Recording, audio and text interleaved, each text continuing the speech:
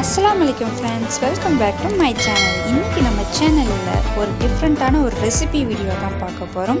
என்ன ரெசிபினா திண்டுக்கல் தலப்பாக்கட்டு சிக்கன் பிரியாணி எப்படி செய்யலாம்னு தான் பார்க்க போறோம். வீடியோக்குள்ள போறதுக்கு முன்னாடி என்னோட சேனலை ஃபர்ஸ்ட் டைமா பார்க்கறனா உடனே சப்ஸ்கிரைப் பண்ணிடுங்க. பக்கத்துல உள்ள பெல் பட்டனையும் கிளிக் பண்ணுங்க. இப்போ வாங்க வீடியோக்குள்ள போகலாம். திண்டுக்கல் தலப்பாக்கட்டு பிரியாணி வந்து சிம்பிளான மெத்தடில் உங்களுக்கு வந்து செஞ்சு காட்ட போகிறேன். குக்கிங்கே உங்களுக்கு தெரியாட்டி கூட ஈஸியாக வந்து நீங்கள் வந்து கற்றுக்கலாம். இப்போ வாங்க எப்படி பண்ணலான்னு பார்க்கலாம். பிரியாணி செய்கிறதுக்கு ஃபஸ்ட்டு வந்து மசாலா வீட்லேயே ரெடி பண்ண போகிறோம். நான் 1/2 kg ரைஸ்க்குள்ள குவான்டிட்டி லெவல் தான் உங்களுக்கு ஷேர் பண்ணுறேன். 12லேருந்து 15 முந்திரி எடுத்திருக்கேன், 5 ஏலக்காய் எடுத்திருக்கேன், கல்பாசி கொஞ்சமாக எடுத்திருக்கேன், பட்டை கிராம்பு 2 வந்து பிரியாணி இலை, 1/2 டீஸ்பூன் வந்து ஜாதிக்காய் பொடி எடுத்திருக்கேன். அன்னாசி பூ இருந்தால் ஆட் பண்ணிக்கோங்க, இல்லாட்டி விட்டுடுங்க. இதை வந்து கொரன்னு வந்து பவுடராக அரைச்சி எடுத்துகிட்டு வந்துடலாம். நெக்ஸ்ட்டு என்ன வந்து ஃபைனல் பேஸ்ட்டாக அரைக்க போகிறோம். இதை சின்ன வெங்காயம் வந்து 20 சின்ன வெங்காயம் எடுத்திருக்கேன், 3 வந்து பச்சை மிளகா, உங்களுக்கு எவ்வளோ காரம் தேவையோ அந்த அளவுக்கு எடுத்துக்கோங்க. கொஞ்சமாக வந்து பூண்டு, கொஞ்சமாக இஞ்சி, இதை ஃபைனல் பேஸ்ட்டாக அரைச்சி எடுத்துகிட்டு வந்துடலாம். ஒரு பேனில் வந்து தேவையான அளவு ஆயில் ஆட் பண்ணியிருக்கேன், 1/2 டீஸ்பூன் வந்து கீ ஆட் பண்ணியிருக்கேன். அரைச்சி வச்ச பேஸ்ட்டை வந்து இப்போ வந்து ஆட் பண்ண போகிறேன். இந்த பிரியாணிக்கு வந்து சின்ன வெங்காயமும் ஃப்ரெஷ்ஷாக இஞ்சி பூண்டு பேஸ்ட்டும் அரைச்சா தான் தலப்பாக்கட்டு பிரியாணி ஸ்டைல் டேஸ்ட் கிடைக்கும்.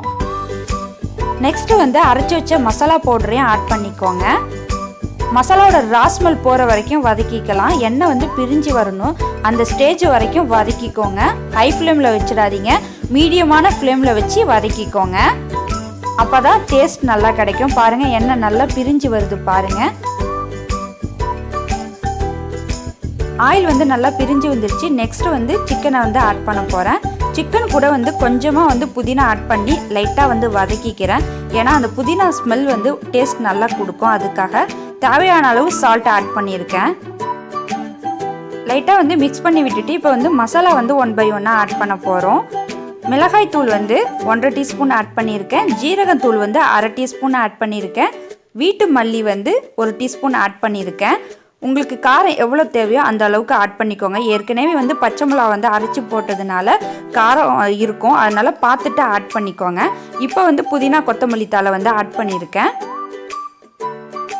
நல்லா மிக்ஸ் பண்ணிவிட்டு மசாலாவோட ராஸ்மெல் போகிற வரைக்கும் ஒரு 5 மினிட்ஸ் வந்து குக் பண்ணிக்கோங்க. பாருங்கள், எண்ணெய் பிரிஞ்சு வந்துடுச்சு. இந்த ஸ்டேஜில் வந்து 1/2 கப் வந்து தயிர் ஆட் பண்ணியிருக்கேன். இந்த பிரியாணியில் வந்து தக்காளி வந்து ஆட் பண்ண மாட்டோம், தயிரும் லெமனும் மட்டும் தான் ஆட் பண்ணுவோம்.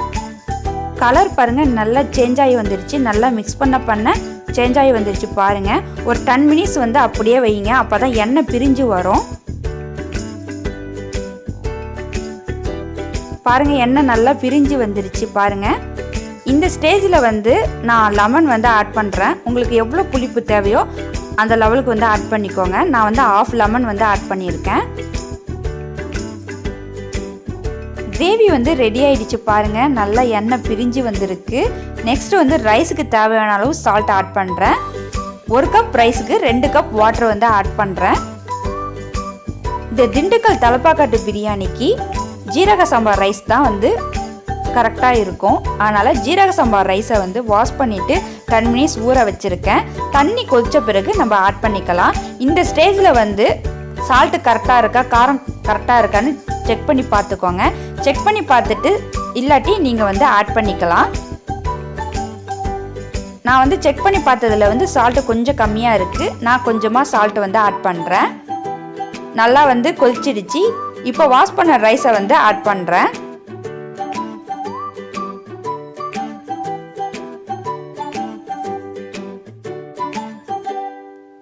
ரைஸ் வந்து ஆட் பண்ணியாச்சு. மீடியமான ஃப்ளேமில் வச்சு ஒரு 10 மினிட்ஸ் வந்து கிண்டி விட்டுக்கிட்டே இருங்க. தண்ணி வந்து ஓரளவுக்கு சுண்டுன பிறகு இப்போ வந்து டம் போட போகிறோம்.